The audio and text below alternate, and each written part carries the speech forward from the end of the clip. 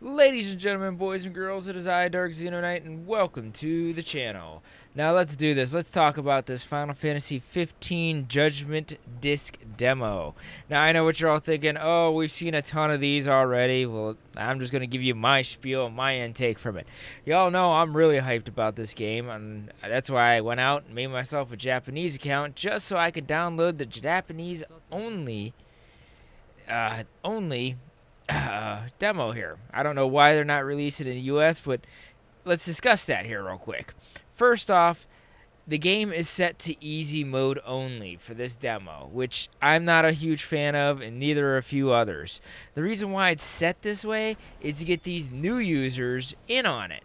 Now, what's that mean? A lot of Japan has gone for the new games mobile. The new era over there is mobile and social. If it's not that, then they just want to pick it up and go, and that's it.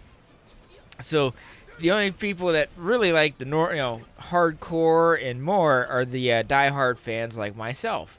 So they wanted to make this demo as easy as can be for the new players of the genre. The MOBAs and stuff like that is what you see a lot of people into over there in the Asia market. So that's why it's set to easy. Now, I've noticed a lot of the problems I've had with it is the vast amount of area before you encounter enemies. I'm hoping that it's due to first being cut in half, the encounter rate's cut in half due to it being a demo, and then due again to being on easy mode. So we're sort of like 50% down from where it should be. Now I'm hoping this is not the issue whenever we get the full version of the game. And as you can see, the attack for active combat is really different. You could do some different things. If you're paying attention to the prompts in your command lines, you could do some really cool double demos, side parries. I just missed that one right there. There you go. There's one of the side, and there's a parry with Prompto coming in, sliding and shooting the gun. That's a really neat one. The other one's really cool where Gladio grabs you, throws you backwards, and he just does this huge, powerful sword swing. It's some of the neat things that really go on. Here's Ingus's special dagger throw. And there you go. I got the warp strike afterwards too. That is so neat. It's so quickly in and out. And I didn't use any magic in this one. I do have a few videos of magic being used throughout this one. Mainly this is just an attack combat video. Back to what we were saying about Japan, the market with the demo, and it being set on easy. There's the nice strike in the air with the parry. So they made it easy only, which is sort of a good thing and a bad thing. We get to see the graphics of the game. Yeah, it's the first few hours of the game, but since I can't read and understand all of Japanese, it's not really ruining the story for me. I'm getting a feel for the combat, the movement system, the day-night cycle, which I'm still not 100% sure about the day-night cycle and how much time I really have before nighttime comes and things like that. But I do see that a lot of things like the warping ability is very useful once you figure out which way you want to go with it and how you want to do it. And so it's going to be really interesting to see which way you could upgrade your physical weapons and use the items in combat. If you hit R2, it brings up the little screen for items and stuff like that. But again, with it being on such an easy setting, there you go. Here's Gladio. You're going to do a special move. Boom, boom, and it's down. So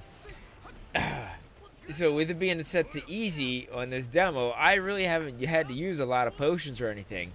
If I get hurt too bad, you sort of move back, you wait a few seconds, and your health regenerates. Now, I can see that being a very bad thing in the whole game, in a long game, but with it being normal mode, I think we're going to see a lot more different settings and things like that. So it's going to be one of those things where it's just going to keep going and going and going. So the easy mode, I hope, is just cuts down a lot of the encounter rates. As for killing the enemies, I think it does have a factor to do with that. I've noticed everything seems to stay on the same levels as when you first encounter them. So I've been going through a lot of these creatures here, they're level 1 and 2, and I'm already at 8, 9. So it's very quick to kill them down, to beat them down very quickly, to move on to the next task. The rhinos are a little harder. And here's one of the rhino type creatures, which, as you will see, takes a little longer there to destroy, but they're weak against the lances. So I use a lot of the lancet attack with this encounter. And there we go. There's the nice parry, the nice side and back attack. And there's Gladio coming in. Boom.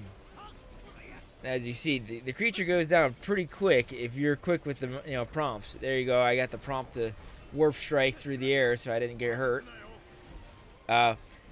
The targeting system is you hold the R1, which I'm hoping there's a setting that I can't read in Japanese right now, that instead of hold R1, you just click it and it stays locked onto the target you want. It'd make it really easy to move down the line, which would be really nicely and really quick to move through and to keep going and to keep getting through it all. Now, as you can see, I'm going to miss a few times here in getting things. I noticed you get a lot of extra AP if you warp strike the final hit on the enemy. So I got a feeling there's going to be a few extra bonus modes or bonus missions to give you in the end for giving you different AP, more AP, less AP, depending if you mess up a mission. Now here's a Blizzarga that I created. Beautiful cold effects. It slows the creature down. And boom, there you go. There's a parry, and I got the warp strike out, but I didn't get the warp strike back. Now, see, you could do a bunch of different things. One of the nice things is you could switch weapons in the middle of combat to create an even different combo there. And as you can see, Gladius has one of these rare items I was able to find throughout the world. I'm sort of making a note of it. There's a parry of Prompto coming in, boom. Prompto is using a freeze-type gun there, so as you saw, the creature froze for a few seconds, meaning you could increase your damage to the enemy's weaknesses there with different elements in the guns. So it's one of the nice features about this active combat and different type of combat design. It's going to be really neat and really fun to do this magics, and the different magics, I'm not 100% sure working with it. As you can see, I get a bunch of air strikes using the spear, because it's slowed down. Oop, there's the block. There's the parry with me throwing the spear through, and it hits both the enemies due to the angle where they were sitting, which is a really neat effect. There's Gladius coming in with the back attack. Just tries ramming them down with that friggin' sword, that great sword. Now, you can set your different teammates into having the magic too. So that's another thing you might want to look at while playing the game. Oop, there's Prompto doing it. There you go. There's another move. Oh, I warped out too soon. So, there's your strike back. There's the parry block. Here's the parry from both of them. And there's frozen again. So now you can just go ahead and just hammer home. It's one of these really neat. You're not as sure if it's always going to work with affecting the enemy or if it's going to go down and continue working the way it should. So, the different magic ways and the way you can do it, like the lightning effect, you can keep lightning going around the area. And if you use lightning on a creature that's in water, I've noticed you get double the damage of the creature due to the elemental effect of lightning. There's a nice quick blade switch, switching back and forth, using the dual daggers. Oh, did not get the block out. Here's the active combat as my team comes in and saves me for getting my neck ripped open. So that's kind of cool how it does that. And there you go. There's the end. Those little guys, they just go through real quick and real easy to push right through. Here we are. We're going to try another blizzard shot. Yep, he ran into that. Okay, just warp strike into him and just keep, hammering home. There's Gladius just coming in and missing. Yep, there's the miss. And see, if you miss those active combats, it may... Oh, there you go. There's the miss of the airstrike. So it keeps you a little bit on your toes, and you got to think a little bit more as you go through the battle. There you go. I did double warp trying to get back over and attack him. So, and here, there's Gladius going to do a whirlwind strike. Boom, boom. I've noticed that does miss sometimes, so you got to be careful on how you use it. There we go. We're just going to go ahead and warp strike down, Done.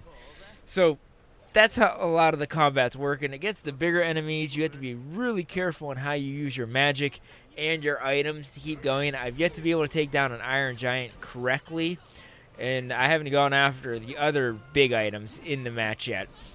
So it's going to be kind of curious to see how we get these extra internal bosses and keep things going.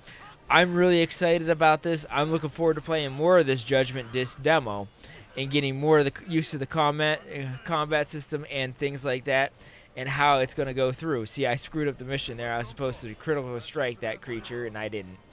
So I didn't get any extra API for doing that. AP, sorry, API. Thinking the wrong thing. Let me know what you guys think. I am Dark Xenonite. I will see you all next time on the Internet Land.